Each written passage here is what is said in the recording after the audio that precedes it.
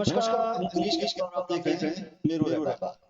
गंगोत्री की विधानसभा सरकार बनाती है, लेकिन इस बार गंगोत्री की तस्वीर क्यों बदलती हुई दिखाई दे रही है। एक तरफ जहां कांग्रेस की तरफ से सिंगल दावेदार मैदान में है, वहीं बीजेपी की तरफ से दर्जन भर दावेदार मैदान में है। और हैरानी की बात यह है कि चुनाव अभी दूर है, इससे पहले ही टिकट की दावेदारी तय नहीं हुई है, लेकिन सड़कों पर चुनाव प्रचार शुरू हो गए हैं। लाजमी है कि इस बार चुनाव महंगे होने जा रहे हैं। इस बार गंगोत्री का खेवाखान कौन बनेगा, कौन सरकार बनाने में महत्वपूर्ण जिम्मेदारी लेने वाला है, बीजेपी का टिकट किसको मिलेगा, एक-एक करके सभी दावेदारों की जनगणना मेरू रहबर हम लाइव आपको दिखाएंगे। इससे पहले एक नजर डाल देते हैं आज जिस प्रत्याशी का हमने पूरा वृत्तांत आपको दिया है, ताकि जो प्रत्याशी जो मतदाता है वो अच्छी तरह से अपने प्रत्याशियों को नब्ज टटोलकर कसौटियों पर उतारकर अपने मतदान का फैसला कर सकें। आज हमने गंगोत्री विधानसभा से बीजेपी के युवा प्रत्याशी पवन मोटियाल को सामने लेके आ रहे हैं और देखते हैं कि क्या समीकरण बन रहे हैं। हाँ, यही लापरवाही है। जहाँ से नेता लोगों को मैं नहीं कह रहा हूँ, जहाँ से किसी भी पार्टी के नेता को जो बजट मिलता है वो पुल का काम वो सड़क का हो जाता है। कुल इस बार मुद्दा ये रहेगा, अगर गौ पेंशन नहीं लगी, सड़कों से गाय नहीं आती तो ये हाँ, यही लापरवाही है। जहाँ से नेता लोगों को मैं नहीं कह रहा हूँ, जहाँ से किसी भी पार्टी के नेता को जो बजट मिलता है वो पुल का काम वो सड़क का हो जाता है। कुल इस बार मुद्दा ये रहेगा, अगर गौ पेंशन नहीं लगी, सड़कों से गाय नहीं आती तो ये समस्या जो है किसानों के लिए बहुत बड़ी गंभीर हो गई है। दूर दराज गांव के लोग जो गायों को सड़कों में छोड़ रहे रास्ता नहीं हमारे गांव में, इनकी खेती जो है गाय सब बर्बाद कर रहे हैं। जो प्रत्याशी दिखता है 5 साल में इस टाइम पे ही दिखेगा, उसके बाद तो आपको उसकी गाड़ी प्रत्याशी गाड़ी हवा में निकलती हुई नजर आएगी। फिर नहीं पूछता कोई, इस टाइम 50 बातें हो जाएंगी, 1000 बातें हो जाएंगी। कांग्रेस जेपी कोई पार्टी मुझे जहां तक लगता है। और रही बात हमारे नए बदलाव करने की बात, तो हम तो चाहते हैं बदलाव। शिक्षा के क्षेत्र में इतनी परेशानी यहाँ के प्राथमिक स्कूल इतनी बुरी हालत है, हमें मजबूरन होकर अपने बच्चों को सरकारी शिक्षा करना पड़ता है। पूरी खबर पर हमारे साथ पवन मोटियाल जुड़ गए हैं। पवन जी, स्वागत है मेरू रहबर में। जी नमस्कार। पवन जी, सबसे पहले ये कहेंगे कि एक लंबी लिस्ट है भाजपा की और उसमें सबसे छोटे युवा प्रत्याशी आप हैं। मुख्यमंत्री भी चुना है, माननीय मुख्यमंत्री चुना है, और भी यूथ से बीजेपी यूथ से रहे, आप भी बीजेपी यूथ से रहे, तो क्या यही परिणाम रही है आपको लगता है? जी एक युवा होने के नाते और ऊर्जा से ओतप्रोत हूँ, और ऊर्जा 2014 का चुनाव लड़ा था जिला पंचायत का, तब से मेरे सहयोगी ने मुझे हिम्मत दी और सहयोग देकर आगे बढ़ने का आह्वान किया है। जी जी, ये कह रहे हैं ना, आपके जो दर्जन भर दावेदार हैं, कोई कह रहे हैं कि हम अनुभवी हैं, इस तरह से हैं, इन सब चीजों के बीच में आप किस तरह से प्रस्तुत करेंगे? क्योंकि आफ्टर ऑल टिकट तो पार्टी को देना है, लेकिन जनता के बीच में जो छवि है उसी के आधार पर तय होगा। लेकिन किस तरीके से आप ये कहेंगे कि नहीं भाई, उम्र में छोटा लगता हूं, लेकिन मेरी सहनशीलता इतनी है, मैंने इतना सब कुछ किया, मैं वो सब कर सकता हूं जिसको जनता चाह रही है। एक्चुअली एक युवा होने के नाते और राजनीति में लाजमी है कि जो व्यक्ति संगठन में हो, जो व्यक्ति राजनीति कर रहा हो या किसी भी दल में हो, जी हर व्यक्ति चाहता है कि मैं कहीं ना कहीं किसी न किसी क्षेत्र में आगे बढ़ूं। और हर किसी की मंशा होती है कि मैं राजनीति कर रहा हूं तो कोई ना कोई क्षेत्र में मुझे जनप्रतिनिधि के रूप में उभरना पड़ेगा। ऐसे जब मैं 2014 का चुनाव लड़ा था जिला पंचायत का, जनता का आशीर्वाद मेरे साथ हुआ था, मैं जिला पंचायत का सबसे कम उम्र का जिला पंचायत सदस्य बना।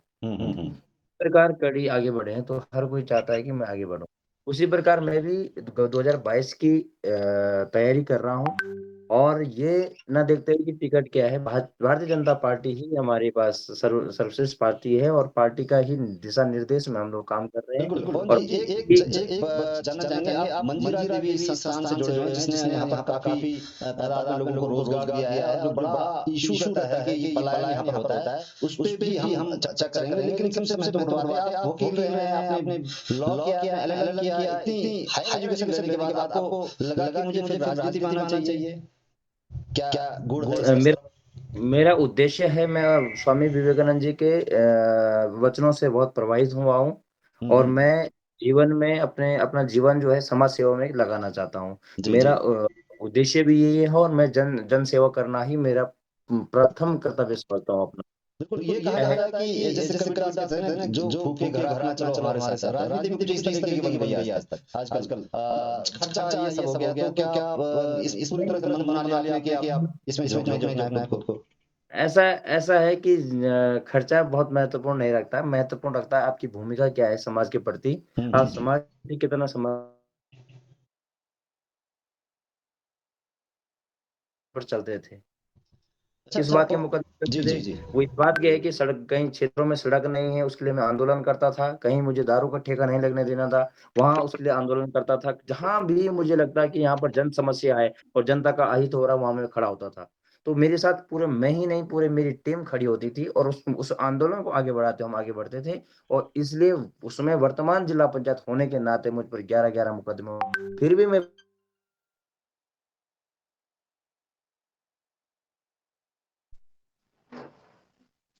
जी। अच्छा, ये कहेंगे कि जिस तरह से पलायन के बड़े-बड़े दावे किए जाते हैं, और खास तौर से सभी राजनीतिक दल के लोग कहते हैं पलायन हो रहा है, लेकिन हैरानी की बात ये है कि सभी जो बातें करते हैं सब पलायन कर गए हैं, यहाँ तक कि जनप्रतिनिधि भी पलायन कर गए। लेकिन आपको मैं देख रहा हूँ कि आप गाँव में हैं, तो ये कुछ इस लीग पर चल रहा है या आपका पहले से इस तरह का है कि नहीं मुझे एक हाथ पर चलना है? एक उद्देश्य लेके चले हैं और उद्देश्य भी तभी होता है जब आप संकल्प लेते हैं मन में, एक संकल्पित होके।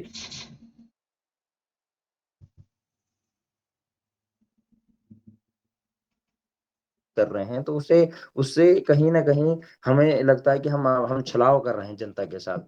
और जनता को एक उद्देश्य, एक मैसेज जाना चाहिए और जा रहा है इस माध्यम से कि मैं गाँव में रहता हूँ और गाँव से ही पूरा अपना सब कुछ संचालित करता हूँ। गाँव में ही हमने विद्यालय खोला, जिस विद्यालय की आप बात कर रहे हैं वो गाँव में ही है। और ऐसे गाँव में, जिस गाँव में आज तक कोई किसी चीज़ की कोई व्यवस्था नहीं हुई, उस गाँव में आज शिक्षण संस्थान खुला हुआ है। और मेरा उद्देश्य, मेरे परिवार का उद्देश्य है कि हम लोग गाँव में ही रहेंगे। हम 3 भाई हैं, तीनों भाई गाँव में रहते हैं और तीनों भाइयों का परिवार गाँव में रहता है। हमारा उद्देश्य है कि गाँव से ही हम शुरुआत कर सकते हैं। अगर विकसित अगर अपने आप को बनाना है, विकसित को क्षेत्र को बनाना है, तो हमें गाँव की नींव को मजबूत करना है, तब जाके हमारा क्षेत्र का विकास हो सकता है, तब जाके। पवन जी, ये बात तो गौर करने वाली है। हमें भी ये दिल को छू गई थी हमारी बात कि आपने गाँव में रहते ही गाँव शहर के लोगों को गाँव बुलाया। ये बड़ी बात है कि आपने शहर के लोगों को गाँव बुलाया। आज शहर के लोग आपके गाँव में आ रहे हैं, चाहे वो शिक्षा की वजह से आ रहे हैं। तो ये किसकी सोच थी? ये आपकी सोच है या आपकी पारिवारिक सोच है? कहाँ से ये हमारी दादी से हमारी सोच मिली, उसके बाद हमारे पिताजी ने इस पर काम किया है। और मेरी दादी जी, आप जानते हैं कि 6 महीने के थे मेरे पिताजी जब दादी जी गुजर गए थे। उनका उनका मकसद था कि मेरा बेटा, मैं उसको पढ़ा लिखा के कुछ समाज सेवा में लगाऊं, जैसे मेरा बेटा है जिसने मुख से बाप नहीं बोला, पिता नहीं बोला। इस प्रकार ना जाने सिकंदराव में कितने बच्चे होंगे जिन्होंने अपने मुख से पिता नहीं बोला। तो उन्होंने उनको पढ़ाया लिखाया किसी तरह, इतना मजबूत करा उस जमाने कि पहले पीएचडी बने उत्तरकाशी जिले के। और उस जमाने लॉ कराना मुंबई से, तो एक माता के लिए जिस बेटे ने पिता नहीं देखा, उस माँ ने किस तरह अपने बेटे पाला होगा। तो उस बेटे का संकल्प कि मेरी माँ ने मेरे लिए जो कठिनाई झेली है, मेरी माँ ने जो मेरे लिए यातनाएं झेली हैं, उन यातनाओं को और उन युवाओं को देखते हुए जो जिन कंदरों में छुपे हैं, जिनके लिए कोई व्यवस्था नहीं है, शिक्षण संस्थान खोला है। इसलिए यहाँ पर 2003 से चल रहा है। और उस शिक्षण संस्थान का उद्देश्य केवल ये है कि उन लोगों को जिन जिन जो अनाथ हो जाते हैं या जिन्होंने मुख से पिता नहीं बोला, उन लोगों को किस तरह शिक्षित किया जाए। और जब शिक्षा मजबूत होती है, आपका आधार मजबूत है, तो दुनिया के किसी भी कोने में आपको जाने से और दुनिया के किसी भी कोने पर आपको अपने कर्म क्षेत्र में पीछे नहीं रह सकते, आपके अगर सुदृढ़ शिक्षा है। पवन जी, ये दिलचस्प सवाल है बीजेपी कांग्रेस के लिए, वेरोल जी, मैं आपको एक बात और बताता हूँ। जी एक समाज की बात है, मैं आपको एक बात बताता हूँ कि आप कह रहे हैं कि पलायन पे आपने बात करी, तो पलायन के लिए सबसे अहम रोल अगर कोई निभा रहा है तो श्रीमती मंजीरा देवी, आयुर्वेदिक मेडिकल कॉलेज। आपने देखा होगा कि आज हमारे यहाँ बंगाल का छात्र पढ़ने आता है, और आज हमारे यहाँ केरल का छात्र पढ़ने आता है, महाराष्ट्र का छात्र पढ़ने आता है, और यूपी, बिहार, हरियाणा, हिमाचल, वहां से जहाँ छात्र पढ़ने आ रहे हैं। साथ ही हमारी जो फैकल्टी है, हमने बाहर के लोगों को यहाँ अपने बच्चों को शिक्षित करने के लिए बुलाया। आप महाराष्ट्र रखिए, वहां से हमारे प्रिंसिपल है, केरल से हमारे टीचर हैं। ऐसे करके तो हम यहाँ से रिवर्स प्लान का अगर कार्य कर रहे हैं, तो इससे बड़ा कार्य इस धरती पर नहीं हो सकता।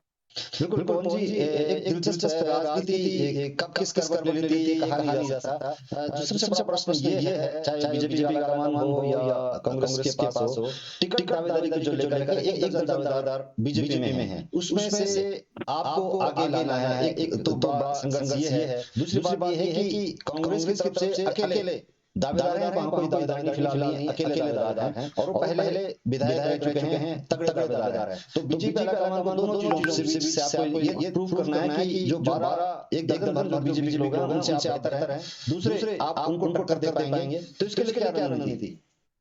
देखिए, ऐसा है कि यहाँ पर ऐसी खास रणनीति नहीं है। हमारे यहाँ संगठन ही सर्वोपरि होता है और संगठन का निर्णय ही हमारे लिए सब सर्वोपरि है। उस संगठन के निर्णय को लेकर हम लोग जनता के बीच में जा रहे हैं और जनता की जो आवाज होगी और जनता की आवाज होगी, जो जिसका नाम जनता से उभर कर आता है, जो जिसके साथ जनता खड़ी होती है, संगठन भी उस पर विचार करता है। उसमें कोई युवा और कोई बुजुर्ग हो, कोई सामान्य, कोई बड़ा, कोई छोटा नहीं है। संगठन बहुत बड़ा रोल अदा करता है इसके लिए हमारे पास पर्यवेक्षक होते हैं। हमारे हाईकमान जिले स्तर से, बूथ स्तर से लेकर मंडल से जिले, जिले से प्रदेश, प्रदेश से राष्ट्र नेतृत्व में, यहाँ तक पूरा हमारा सिस्टम होता है और इसके आधार पर हमारे यहाँ पार्टी निर्णय लेती है। जिसका जनाधार मजबूत होगा, जिसके साथ जनता होगी और जो जनता के सुख दुख में खड़ा रहता है, उसके आधार पर चिन्हित होता है वो टिकट पार्टी। आज गंगोत्री विधानसभा के दर्जनों लोगों से बातचीत की है और उन्होंने अपनी बातें कही हैं। कई बार ये भी सामने आया कि वो दल विशेष से नहीं है, वो व्यक्ति को देखेंगे इस बार। और कुछ चीजें में लोगों ने कहा कि कुछ काम बीजेपी ने अच्छे किए, कुछ काम छोड़ दिए, कुछ काम कांग्रेस ने ठीक किए, कुछ छोड़ दिए हैं। इस तरह की मिली जुली प्रतिक्रिया लोगों की मिली है। आपको क्या लगता है कि गंगोत्री विधानसभा में ऐसी कौन सी चीज है जो अभी तक छुई नहीं गई है, इसको छुआ जाना चाहिए था? आप अगर बनते हैं तो इस चीज को सबसे पहले छुएंगे, समस्या को। वैसे तो भारतीय जनता पार्टी प्रत्येक मुद्दों पे काम कर रही है पूरे देश के अंदर। आदरणीय मोदी जी के नेतृत्व में, आदरणीय दामी जी के नेतृत्व में। आपने देखा होगा कि हमारा आयुष्मान भारत से लेकर और हर जगह किसान सम्मान निधि से लेकर हर व्यक्ति को छुआ है। फिर भी आज जो नितांत आवश्यकता है हमारे युवाओं को रोजगार की, स्थानीय क्षेत्र में जो हमारे स्थानीय क्षेत्र हैं, स्थानीय हमारे जो वो है, उनको हम वहां पर हम अपने युवाओं को किस प्रकार रोजगार दे सकते हैं। आज हमारा युवा पलायन कर रहा है। पलायन रोकने के लिए हमारे पास प्राकृतिक संपदा इतनी है जिस पर हम काम कर सकते हैं। बहुत सारी योजना है, आप साथ बैठ के कभी और भी बात हो सकती है इस विषय में। मेरे पास बहुत सारे ऐसे विकल्प हैं, ऐसे कहते हैं योजनाएं हैं, जिन योजना में हमें काम करना और जिससे हम रोकने के लिए बहुत सारे आधार हैं। ऐसे हैं हमारे पास, वन संपदा है, प्राकृतिक संपदा है, जिस पर हम काम कर सकते हैं, बहुत सारे शोध कर सकते हैं। यहाँ पर बहुत सारे हमारे यहाँ से देखा आपने कि आयुर्वेदिक का इतना बड़ा वो है, पूरा क्षेत्र में जड़ी बूटियों की अपार संभावना है, अपार जड़ी बूटियां हमारे पास है, जिस पर हम कई प्रकार के शोध शिक्षण संस्थान खोल सकते हैं, शोध केंद्र खोल सकते हैं, जिसके आधार पर हमारे युवाओं को यहाँ पर रोजगार मिल सके। बहुत सारे ऐसे काम है जिनको हम करेंगे। मैं आज डुंडा में जब गया था, देवीदास से गंगोत्री विधानसभा शुरू होती है। डुंडा एक ब्लॉक मुख्यालय है। वहाँ के लोग शिकायत करते हैं कि तमाम जो योजनाएं जो ब्लॉक स्तर पर होती हैं, स्कूलों की हैं, अटल आदर्श योजना है, स्कूल का है, वो ब्लॉक स्तर पर ना होता, डुंडा के साथ अपेक्षा हुई है इस बात की। ऐसा है कि हमारे यहाँ पर थोड़ा सा जैसे सरकारी तंत्र है, सरकारी में जो हमारे कर्मचारी बैठे हैं, कुछ लोग यहाँ पर क्या करते हैं कि अपना कार्य का निर्वहन तरीके से नहीं करते। उनके पास सारी योजना होती है, उस सारी योजनाओं को हमें जनता तक कैसे ले आना, जनता तक कैसे इसका लाभ पहुंचाना, इसके लिए हम थोड़ा बहुत डीएम साहब के साथ बैठकर इसके लिए हमें रणनीति तैयार करनी पड़ेगी। क्योंकि हमारे यहाँ पर क्या है कि सरकार के नुमाइंदे जो हैं वो थोड़ा काम करने में वीक हैं। वीक बोले तो वो जनता और जनप्रतिनिधि और अपने आप को एक लाइन में बिठाने में थोड़ा दिक्कत आ रही है उनको। उसके लिए हमको थोड़ा आगे बढ़कर काम करना पड़ेगा। और वैसे मैंने देखा कि सरकारी तंत्र भी इसमें काम करता है, पर फिर भी अगर कोई योजना ऐसी है जिन योजना का लाभ नहीं मिल पा रहा है जनता को, उसके लिए हम निरंतर डीएम साहब से बात भी करते रहते हैं और हम बैठेंगे भी, एसडीएम के साथ बैठेंगे, ब्लॉक के अधिकारी साथ, सीडीओ के साथ, सबके साथ बैठेंगे जिन पर समस्या हो रही है उन समस्याओं का समाधान के लिए। और मैं चाहता हूं कि हर योजना जो भारत सरकार हो या उत्तराखंड सरकार की आ रही है, प्रत्येक नागरिक को उसका लाभ मिलना चाहिए। ये सबसे बड़ा इसका उद्देश्य तभी पूर्ति होगी। और हम कहते हैं कि अंतिम व्यक्ति का विकास तभी होगा जब अंतिम व्यक्ति जो छोर पर बैठा व्यक्ति उसका लाभ मिले। पवन जी, इस बार एक नया चेंज जो हमें देखने को मिला। चुनाव प्रचार अमूमन एक महीने का समय मिलता था, एक महीने में चुनाव प्रचार भागम भाग होती थी, लोग चलते थे, चुनाव प्रचार होता था। लेकिन 4-5 महीने से चुनाव प्रचार शुरू हो गया, अभी टिकट तय नहीं पाया। देखा कि दूसरा प्रत्याशी भी मैदान में उतर गया। तो इसको आपको क्या किस नजरिए से देख रहे हैं? आप लोग डर गए हैं, प्रत्याशी डर गए हैं, या आपको ओवर कॉन्फिडेंस हो गया है? समाज में किस तरह का प्रभाव पड़ेगा इसके? इसको डरना नहीं कहते, इसको अपनी भूमिका को मजबूत करने के लिए होता है। सब लोगों को अधिकार है, ये लोकतंत्र है। लोकतंत्र में किसी को कोई मना नहीं कर सकता। सबको अधिकार है कि अपनी अपनी भूमिका अदा करें, अपनी अपनी भूमिका जमाएं, और जिस आधार पर जो व्यक्ति समाज के बीच में जाता है उसके आधार पर वो निखरता है, उसको समाज पहचानता है, किस टाइप का व्यक्ति है, किस तरह का अंदर है, इसके अंदर अच्छाई क्या है, बुराई क्या है, सब समाज के बीच में आ जाती है। और आखिरकार समाज, हमारा जो जनता है, हमारा जो वोटर है, हमारा जो मतदाता है, जिसको हम भगवान कहते हैं, वो अगर वो समझ जाता है कि हमें इस बार किसको तैयार करना है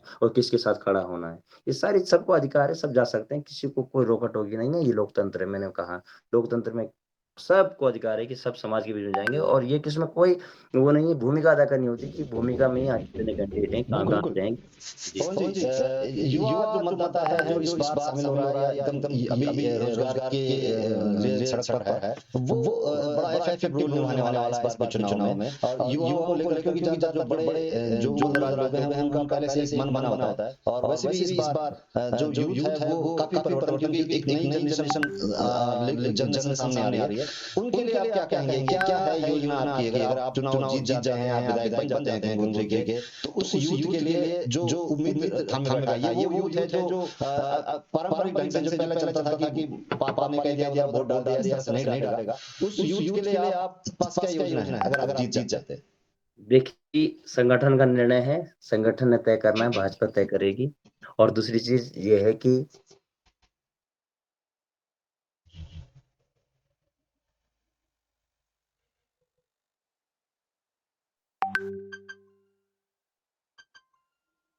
उसके बाद तक कैसे पहुंचाने की, इसके लिए हमारे पास टीम होती है। रही बात की, तो वो अभी समय है, इसमें अभी संगठन निर्णय लेगा। हाँ, योजना कई प्रकार की योजना है जिसको हम संगठन के बीच में रखेंगे, और उसको संगठन को हम उसमें क्रियान्वित करके जनता तक ले जाएंगे। और युवा वोट है, युवा वोटर जो है वो बहुत ही इफेक्टिव वोट है, और युवा आज की डेट में जागरूक है। युवा जानता है कि किसने छलावा किया, कौन छलावा करता है देश के साथ, युवाओं के साथ। युवाओं को कौन नहीं पूछता। आज युवाओं के पास इतनी टेक्नोलॉजी है कि कंप्यूटर से ज्यादा दिमाग हमारे युवाओं को चलते हैं। वो जानते हैं कि आज वर्तमान स्थिति क्या है, वो जानते हैं कि हमें क्या करना चाहिए, वो जानते हैं कि हम किस व्यक्ति के साथ खड़े हों और क्यों हों, क्योंकि दोनों चीजें सामने हैं। युवा हर चीज चाहता है कि नई टेक्नोलॉजी के साथ नए काम हो, और वो कैसे होगा जब युवाओं को हम पूछेंगे। युवाओं को हम पूछते नहीं। युवाओं के पास बहुत सारे टेक्नोलॉजी, आपने देखा सर्जिकल स्ट्राइक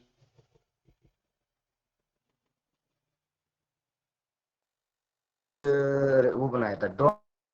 चलिए पवन जी, आपकी आवाज बीच में रुक रही है। लगता है कि तकनीकी दिक्कत इस तरह का हम युवाओं को यहाँ तो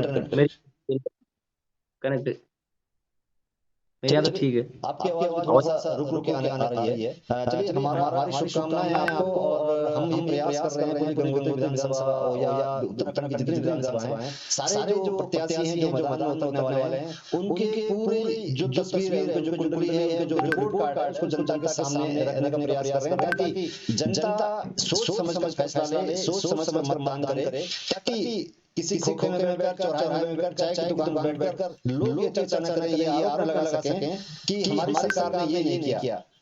लोगों को यदि चुनाव सही होगा तो सवाल उठाने का मौका नहीं मिलेगा, और सही चुनाव करने से पहले सही प्रत्याशी के बारे में भी जानकारी होना जरूरी है। इसलिए हमारा प्रयास है कि हम तमाम प्रत्याशियों के पास जाएं, उनका पूरा रिपोर्ट कार्ड जनता के सामने रखें, ताकि एक अच्छे प्रत्याशी का चुनाव हो सके। आज हमारे साथ पवन मोटियाल जो गंगोत्री से दारी कर रहे हैं, युवा प्रत्याशी हैं। फिलहाल हमारी शुभकामनाएं उनके साथ है। हमारा प्रोग्राम जारी रहेगा, लेकिन पवन मोटियाल जी को हम फिलहाल आपका बहुत बहुत धन्यवाद, हमारे साथ जुड़े थे। लेकिन हमारा ये प्रोग्राम जारी रहेगा। हाँ, तो यही लापरवाही है। जहाँ से नेता लोगों को, मैं नहीं कह रहा हूँ, जहाँ से किसी भी पार्टी के नेता को जो बजट मिलता है वो पुल का काम है, वो सड़क हो जाता है। बिल्कुल इस बार मुद्दा ये रहेगा, अगर गौ पेंशन नहीं लगी, सड़कों से गाय नहीं हटी, तो ये समस्या जो है किसानों के लिए बहुत बड़ी गंभीर हो गई है।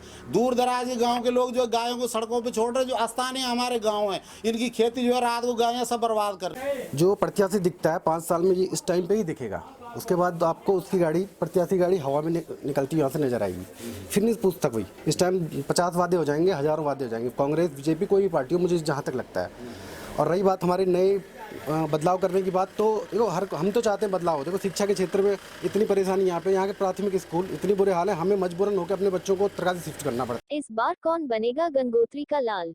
वर्षों पुराना मिथक है कि गंगोत्री विधानसभा सरकार बनाती है। राज्य निर्माण के बाद से प्रदेश में बीजेपी और कांग्रेस बारी बारी से सत्ता संभालती आई है और गंगोत्री की सत्ता पर भी गोपाल और विजयपाल एक के बाद एक काबिज होते रहे हैं। राजनीति में आकार दो मित्र विपक्षी दलों में रहकर भी पक्ष विपक्ष की मित्रता निभाते रहे और एक दूसरे की जीत और हार का भी कारण भी बनते रहे। गंगोत्री की जनता ने खुश होकर नहीं, एक से नाराज होकर हमेशा दूसरे प्रत्याशी को वोट दिया।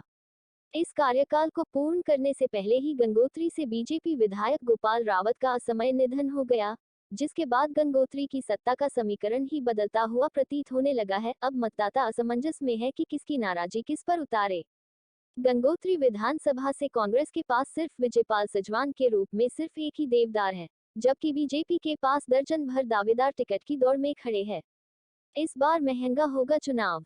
मजेदार बात तो ये है कि अभी टिकट फाइनल भी नहीं हुआ और दावेदारों ने 4 महीने पहले से ही चुनाव प्रचार अभियान शुरू कर दिया है। पिछले चुनाव के दौरान 1 महीने के दौरान ही भागम भाग के बीच प्रत्याशी मतदाताओं के बीच जनसंपर्क भी करता था और कार्यकर्ता चुनाव प्रचार भी। अब 4 महीने पहले से चुनाव प्रचार शुरू होने से दावेदारों का खर्च भी बढ़ गया है। जाहिर है कि महंगे चुनाव का खर्च भी जनता के ही सर पर फूटने वाला है। बड़ा सवाल ये कि गंगोत्री से दर्जन भर टिकट के दावेदारों में से सिर्फ एक के नाम पार्टी का टिकट तय होगा तो बाकी के लोग क्या आसानी से इसे पचा लेंगे? चलिए एक एक करके सभी दावेदारों की जन्म कुंडली चुनावी फलादेश के साथ आपको दिखाते हैं, ताकि दावेदारों को विकास की कसौटी पर कसने के बाद ही मतदाता कोई फैसला ले सके। टिकट के दावेदारों में बीजेपी के युवा चेहरे में सबसे पहले पवन नौटियाल है। प्रदेश में बीजेपी यूथ से निकले युवा मुख्यमंत्री धामी के सत्ता संभालते ही युवाओं की भी उम्मीदें बढ़ गई है। पवन उम्र में भले ही छोटे नजर आते हो, किंतु इतनी कम उम्र में भी 17 साल सन को देकर पर्याप्त अनुभव जुटा चुके हैं और आरएसएस के काफी निकट माने जाते हैं। खास बात यह है कि प्रदेश में पलायन पर बड़े बड़े चिंतन भाषण देने वाले नेता खुद अपने गांव से पलायन कर चुके हैं, जबकि पवन नौटियाल आज भी अपने गांव में डटे हैं। गांव में गौपालन के साथ खेती बाड़ी और साग सब्जी भी पैदा करते हैं। पवन ने ग्रामीण परिवेश में रहने के बाद भी शहरी लोगों को अपने ही गांव में आने को मजबूर कर दिया है। घरेलू गाय भी यहाँ पर रखी उन्होंने, ये गांव में रहते हैं। यहाँ पे आप देख रहे हैं चारों तरफ पूरा यहाँ पर खेत है, ये पूरे माहौल पूरा गांव का यहाँ पर गांव चीजें दिख रहे हैं, गाय भी दिख रही है, कुत्ता बिल्ली, ये पेड़ों पे बेल भी लगी हुई है, सब चीजें। ये हमारे दादी से ही हमको चला है। दादी ने ही पहले हमको ये सिखाया है कि गाय का पालन कैसे करना है, और दादी हमारी 100 साल रही। गांव की बात करूं, उससे पूरे उत्तरकाशी उत्तराखंड की बात है, पर गांव की बात करूं तो यहाँ गांव में यहाँ के पढ़े बच्चे सेंट्रल स्कूल में लेक्चरर बने हुए हैं। एलटी में 11 बच्चे, लगभग 11 बच्चे जो हैं सेवा दे रहे हैं प्रशासन में। बाकी फार्मासिस्ट अन्य जगह और दे रहे हैं, बीएससी नर्सिंग वाले, ऐसे बहुत सारे। हम पैतृक हमारे गांव है, वैसे पुजार गांव के रहने वाला है। हिटाणो हमारा गांव है, यहाँ पर हम रह रहे हैं। और चलो गांव की ओर नारा है पूरे देश का, पूरे सब जो चाहते हैं कि गांव के अंदर जाएं। बोलने से नहीं होगा, जो गांव में निवास करेंगे, जब हम लोग गांव में निवास करेंगे, जब गांव में रहेंगे, तो हमें गांव का जो लाला होता है, दुकानदार होता है, उसके यहाँ से राशन लाना, चाय पत्ती चीनी वगैरह लाना, उसकी बिक्री भी होती है, एक तरह से उसको रोजगार मिल जाता है।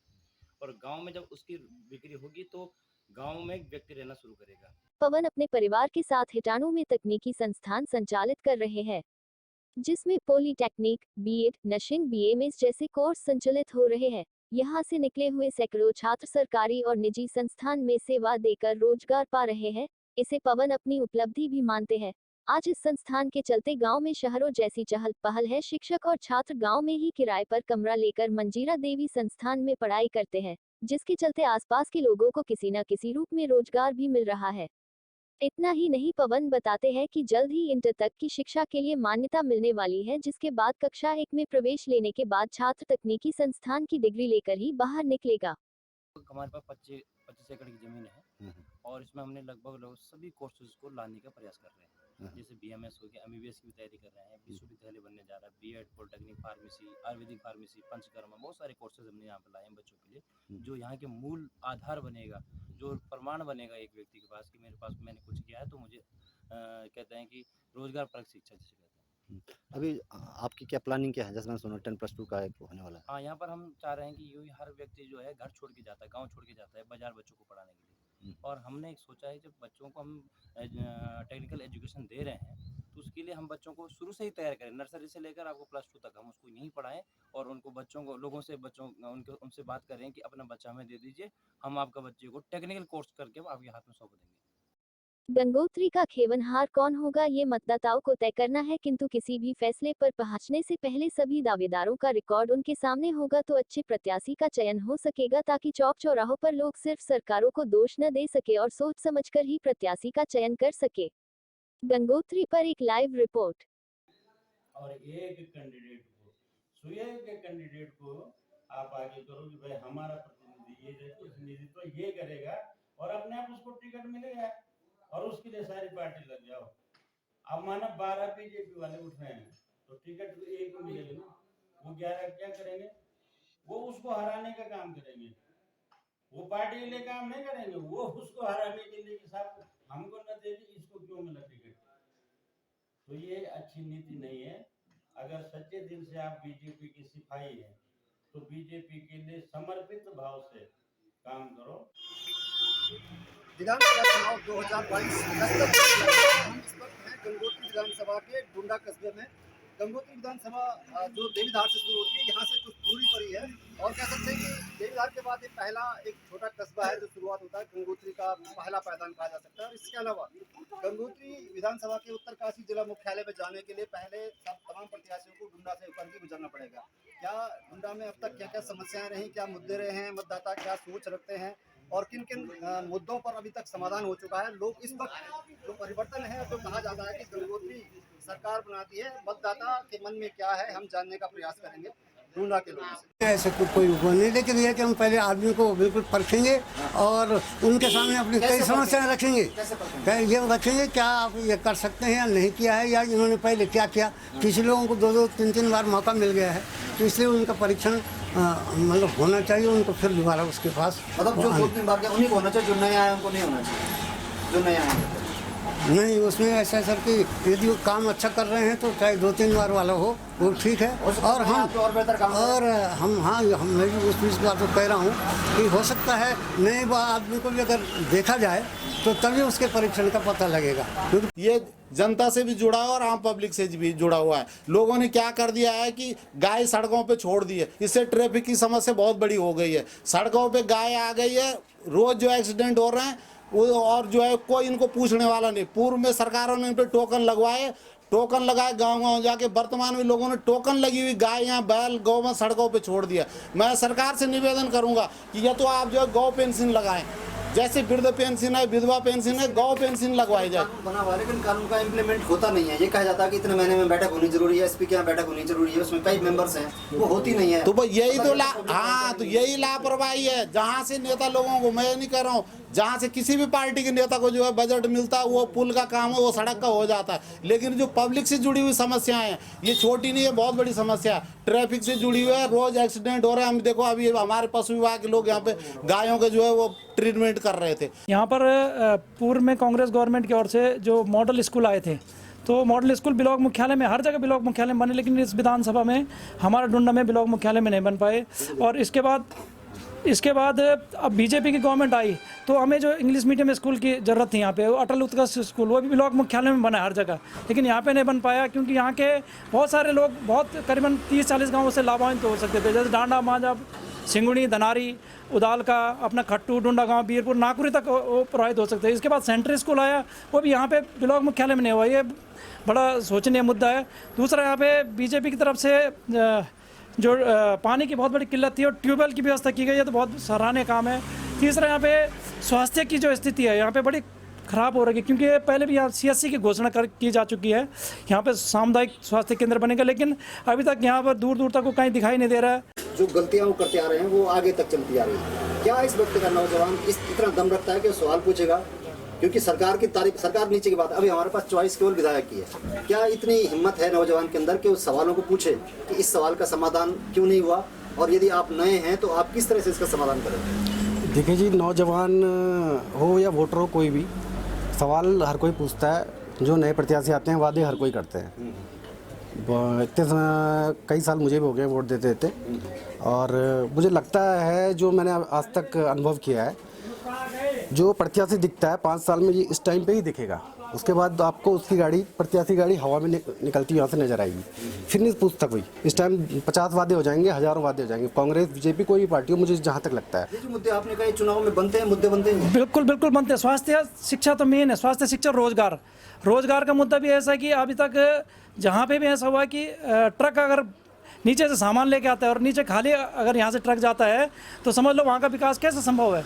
क्योंकि कांग्रेस ने किसने इनको छूने की कोशिश करी है? छूने के पानी के समस्याओं के लिए तो अभी इस बार ट्यूबवेल लगा है यहाँ डुंडा में, उससे थोड़ा पानी की किल्लत तो कम हुई है। उपलब्धि किसके प्रयास है? ये बीजेपी गवर्नमेंट में हुआ है। बीजेपी गवर्नमेंट में इस समय ट्यूबवेल की व्यवस्था तो हुई है। कांग्रेस गवर्नमेंट में एक बार बहुत पहले CSC की घोषणा की, अब तक CSC बना नहीं यहाँ पे। सामुदायिक अगर स्वास्थ्य केंद्र कह रहे हैं कि बीजेपी ने छुआ दे, सभी मुद्दों को नहीं छुआ, कुछ नहीं, कुछ ये पानी की व्यवस्था थी, ये छुआ है। बाद बाकी जो स्कूल का है, जो मैं बोल रहा हूँ, यहाँ पे ब्लॉक मुख्यालय में आप निकाल लीजिए, चाहे मॉडल स्कूल रहा होगा वो भी यहाँ पे नहीं बना, ब्लॉक मुख्यालय में नहीं बना। और रही बात हमारे नए बदलाव करने की बात, तो देखो हम तो चाहते हैं बदलाव हो। देखो शिक्षा के क्षेत्र में इतनी परेशानी यहाँ के प्राथमिक स्कूल इतनी बुरे हाल है, हमें मजबूरन होकर अपने बच्चों को उत्तरकाशी शिफ्ट करना पड़ता है। हमें खुद जाना पड़ता है 5-10 हज़ार रुपये कमरे किराया करके। हम एक व्यापारी हैं, अपना हमारा व्यापारी है, हम वहाँ पे हमें जाना पड़ता है। सरकार कह रही है हमने अटल उत्कृष्ट विद्यालय खोल दिए, तो कहाँ है? तो कहाँ दिखे हैं? हमें तो दिखे नहीं कहीं विद्यालय। यहाँ पे प्राथमिक स्कूल की हालत इतनी बुरी है, बहुत बुरी हालत है। ऐसे बातों से ये जाहिर हो रहा है कि दोनों जो सभी मुद्दों को दोनों दलों ने नहीं छुआ है, नहीं छुआ। जनता बारी बारी से उन्हीं को वोट देती जी है। बिल्कुल बिल्कुल ब्लॉक मुख्यालय का में हम लोग हैं यहाँ पे ब्लॉक मुख्यालय में, लेकिन ब्लॉक मुख्यालय में उस प्रकार की सुविधाएं नहीं मिल रही जैसे मिलनी चाहिए, जिससे कि मैं समझ गया आपने पूरा दोष राजनीतिक पार्टियों को दे दिया, लेकिन कहीं ना कहीं जिम्मेदारी मतदाताओं की, मतदाताओं चुनाव सही करते हैं नहीं करते हैं, या आपको लगता है कि हमारे पास विकल्प ही नहीं है दो के अलावा? नहीं, बिल्कुल विकल्प नहीं हो पाता है। मतदाता ने किसी न किसी को वोट करना है। अगर विकल्प अगर इस टाइप का है कि जो हमारे स्थानीय मुद्दे हैं उनको अगर छुएं तो निश्चित तौर पर यहाँ का विकास होगा। इस बार कुछ हटके होगा चुनाव में? अब आगे देखते हैं आगे क्या होता है, किस मिलेगा तो लोग बिल्कुल सोचेंगे उसके बारे में। ये जब आप कह रहे हैं कई बार वोट दे चुके हैं, तो आपने जिनको वोट दिया उनसे सवाल भी तो किए होंगे? सवाल हर सुनते नहीं है, उनको लगता है कि वोट तो आपने वो वोट के टाइम पे देखो जी, कुछ तो क्षेत्र विशेष भी चल जाते हैं, कुछ चल जाते हैं आपका अपने व्यक्ति विशेष पे कि भाई मेरा आदमी फलाना आदमी है, वो जीतेगा तो मेरा काम होगा। प्रचंड बहुमत तो मिलना चाहिए। ऐसा गठबंधन की सरकार तो नहीं आनी चाहिए, उससे हमारा विकास प्रभावित होगा। हमें क्लियर मेजोरिटी की सरकार चाहिए, लेकिन मेजर तो बात आती है कि आपको सुनी नहीं जाती, आपको पूछा नहीं जाता, आपको विधायक को नहीं पूछा जाएगा, आपकी समस्या उन्हें पूछा जाएगा, दुनिया की समस्याएं छूट जाएंगी। क्यों नहीं, ये तो आ जानी चाहिए। और सबसे बड़ी समस्या तो अभी ये कोविड के कारण ये पिछले 2-1 साल समथिंग होने जा रहे हैं, बच्चों का करियर बर्बाद हो गया, इनकी पढ़ाई बंद हो गई।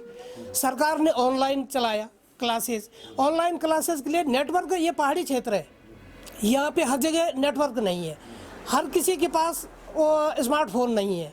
तो ये सरकार को पहले सुनिश्चित करना चाहिए था कि अगर आप ऑनलाइन क्लासेस चला रहे हैं तो जो आज के बच्चे ये कल के युवा है, इन्हीं में से नेता बनेंगे, इन्हीं में से अधिकारी बनेंगे। तो 2 साल में कितना ये बच्चे बैक हो गए। वही अब प्रत्याशियों को भी यही समझना होगा कि अब वो पहले वाली बात नहीं रही, पहले जो हुआ हो गया। आने वाला समय बहुत वो है, अगर कोई करके नहीं दिखाएगा तो दोबारा चांस मिलना बहुत मुश्किल है। ये हमारे मुद्दे हैं, और सबसे बड़ा मुद्दा मेरा यह है कि मैं व्यापारी हूँ, और सरकार वैसे ठीक काम कर रही है, ऑल वेदर रोड वगैरह ऐसे सरकार बुरी नहीं, लेकिन धरातल पे काम नहीं हो पाता है। हम बहुत परेशान हैं। सबसे बुरी मार व्यापारी को ही पड़ी है इस लॉकडाउन में। दल विशेष के विधायक ने कोई ऐसा काम किया हो जो आपको पसंद आया हो, या ऐसा लगा हो कि बहुत ही बेकार काम किया हो, या तो किसी ने बहुत अच्छा काम किया हो किसी दल विशेष के विधायक ने यहाँ पे, या किसी ने खराब काम किया? नहीं, गोपाल रावत जी के पूर्व विधायक हमारे, वो नहीं विधायक अभी भी है, गोपाल रावत जी, उनके काम से मैं संतुष्ट हूँ। काफ़ी सारे काम जो उन्होंने करे हैं। तो वो जो काम आप संतुष्ट थे, वो एज ए व्यक्ति विशेष के हिसाब से थे या पार्टी के हिसाब से? वो देखिए, पार्टी तो चाहती है सब कुछ हो, ऐसा नहीं है पार्टी नहीं चाहती, करती भी होता भी है। मतलब ये लगता है ना मैं बीजेपी हूँ, मेरी फैमिली बीजेपी की, तो जो भी नहीं बीजेपी नहीं है, व्यक्ति को देखना जरूरी है। फैमिली को देखना, फैमिली के हिसाब से नहीं चलेगा, व्यक्ति को देखना जरूरी है। इनकी पढ़ाई, इनका करियर बहुत प्रभावित हो गया। रहेगा मुद्दा चुनाव में रहेगा, क्यों नहीं रहेगा? चाहे वो आपके कोई भी कोई पसंद का कोई मतलब नहीं है। जो काम करेगा उनसे ये पूछा जाएगा, जो हमारे पास आएंगे उनसे ये पूछा जाएगा कि आपने टाइम पे ये कदम क्यों नहीं उठाई। आपके लोग जाने शुरू हो गए हैं, लोग अपने टिकट की दावे, फिलहाल टिकट की दावेदारी है, तो क्या चीजें बता रहे हैं? हम यही बताएंगे सर, जो 2022 का हमारा जो मिशन है, हमारे जो नेताजी हैं श्री पवन नौटियाल जी, इन्हीं के बारे में हम बताएंगे और सबको क्या बताएंगे कि क्यों बेहतर है? बेहतर ये है कि हमारा ये नया चेहरा है और हम इन्हीं को जो है आगे लाना चाहते हैं। ये जनता की आवाज़ है। अभी हमने देखा तो कोविड जब लॉकडाउन हुआ था उत्तरकाशी में, तो पूरा मार्केट बंद था, ना तो होटल्स वगैरह कहीं पर खुले थे, चाय पानी की दुकानें सब बंद थी। ऐसे में पूरी टीम ने, पवन नौटियाल जी की टीम ने जिला अस्पताल उत्तरकाशी में 1 माह तक लगभग भोजन वितरण का कार्यक्रम, पानी वितरण का कार्यक्रम ये चलाया गया। उसमें जो मरीज थे उन तक, उनके साथ जो परिजन आए थे उन तक, और जो सेवाएं दे रहे थे स्वास्थ्य कर्मचारी। मुद्दे तो यहाँ पे सर एक मुद्दा ये भी हो रखा है कि यहाँ पे जो है, जहाँ पे हमारा ये कूड़ा डंपिंग होता है वीरपुर डोंडा का, वो पिछले 40-50 सालों से कूड़ा डंपिंग हो रहा है, और वर्तमान पे उस पर कोई व्यक्ति जो है बाहर से आके कह रहा है कि ये मेरी भूमि है, जबकि जो है जो सरकारी दस्तावेज तहसील कार्यालय में हमने खुलवाया उसमें उसका नाम अंकित नहीं है। ये एक समस्या तो है। दूसरी समस्या यहाँ पे ये है कि जो जल संस्थान द्वारा जो है मार्केट के किनारे किनारे जो है रबड़ के पाइप बिछाए गए हैं, और वो बार बार जो है गाड़ी वाले तोड़ते हैं और रोज जो है पानी गिरता रहता है। नेताओं की सबसे बड़ी समस्या ये है कि लंबे लंबे वादे कर देते हैं, लंबे लंबे भाषण दे देते हैं, और आम आदमी उनके इस प्रकार का एक झुंझुनू पकड़ा देते हैं पब्लिक को। अभी संसद की विधानसभा की चॉइस आपके पास है, प्रत्याशी आपके पास आएंगे, तो आप या आप अपने जो और फॉलोअर्स हैं, जो अपने जो छोटे हैं, उनको क्या देंगे कि भाई इन कसौटियों पे कसो, उसके बाद जो हमारे लिए काम करेगा, जो हमारे उस पे प्रॉमिस करेगा हमसे कि हम सवाल भी तो होने चाहिए। आप डुंडा से आपके सवाल होंगे भाई कि इन सवालों पे क्यों नहीं हुआ अब तक, ये मुद्दे थे, सवाल भी क्यों नहीं हुए? क्या जनता पूछेगी, क्या मतदाता पूछेगा इस बात? क्यों नहीं पूछेंगे भाई? यहाँ पे हॉस्पिटल का हमारा तब से मामला चल रहा है, विगत कई वर्षों से, वो आज तक वैसा ही है। यहाँ पे कोई ढंग का डॉक्टर नहीं बैठता है। कहाँ जाता है? किसी को एक छोटी बीमारी है, कहाँ जाएगा? देहरादून जाता है इलाज कराने के लिए। देहरादून में इलाज कराने के लिए 50,000 रुपया चाहिए। जो ग्रामीण क्षेत्रों से आदमी आता है उसके पास कितना पैसा है? वो तो ले दे करके 200 रुपये लेकर के डुंडा आता है। केजरीवाल सरकार का एक प्रतिनिधि यहाँ पे अजय कोठियाल जी है, मैं अभी उनके उसमें भी गया था। हालांकि मैंने हमेशा बीजेपी को वोट किया है, यह सही बात है, मैंने हमेशा बीजेपी को वोट किया है। लेकिन इस बार हम इस बात से बड़े दुखी हैं कि जो एक तो इन्होंने ये जो पाठ्यक्रम ठीक नहीं चलाया बच्चों का, इससे हम बड़े दुखी हैं। और तो रोटी तो खाता ही है आदमी, ऐसा नहीं है कोई भूखे मर रहा है, फ्री में राशन मिल रहा है, सब ठीक है, बहुत सराहनीय कार्य है। आजमाएंगे किसी और को भी हाँ, पर यह है कि कोई अच्छा काम करे तब ना। तो अभी ये अजय कोठियाल जी है, इन्होंने कहा कि नहीं जी हम तो, इनका बैकग्राउंड भी बहुत अच्छा है। इन्होंने कम से कम 500 बच्चों को जो है सेना में भर्ती करवाया है। कोठियाल जी अच्छे हैं, पार्टी बुरी है। पार्टी से देखो जी, पार्टी नई पार्टी है, अभी इसको कौन जानता है। लेकिन यहाँ पे जो है वो अजय कोठियाल जी के पर्सनल व्यक्तित्व के कारण, उनके बिहेव के कारण, उनके कार्यों के कारण मौका दिया जाना चाहिए, देखिए कि करते या नहीं करते। क्यों नहीं?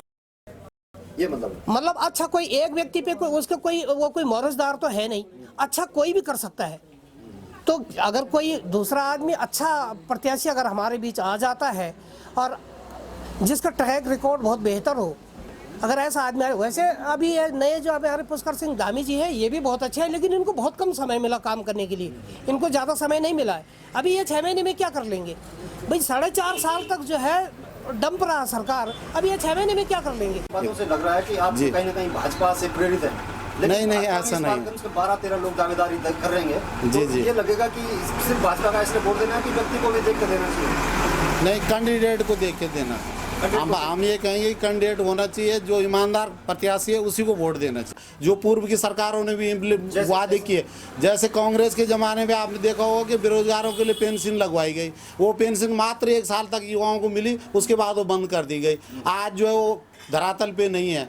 कुछ योजनाएं ऐसी भी है जो बीजेपी ने जो है कहा कि जब चुनाव का दौर था कि हम जो है तुरंत जो है इतने लोगों को रोजगार देंगे, लेकिन जो पूर्व मुख्यमंत्री थे हमारे, उन्होंने 4 साल तक जो बैठे रहे, युवाओं के लिए कुछ नहीं किया। जो आज विज्ञप्ति निकाल रहे हैं नए मुख्यमंत्री, ये काम 2 साल 3 साल पहले भी हो सकता था। युवा जो है बार बार फॉर्म भर रहे हैं, जो भर्ती 2017 में होनी थी वो 2022 में हो रही है। अब जो है इसमें आचार संहिता लग जाएगी और युवा बेचारे रह जाएंगे। नाराजगी है बीजेपी से? बिल्कुल नाराजी। हम ये कह रहे हैं कि ये काम जो आपने 2017, 18, 19 में क्यों नहीं किया? कोरोना तो 19 में चालू हुआ, आप 18 में क्यों सोए रहे? वो युवा जो है जिनकी उम्र जा रही है, उनके बाल सफेद हो गए और बेरोजगार होने के कारण जो उनकी शादियां भी नहीं हो रही है, ये बहुत बड़ा पाप हो रहा है।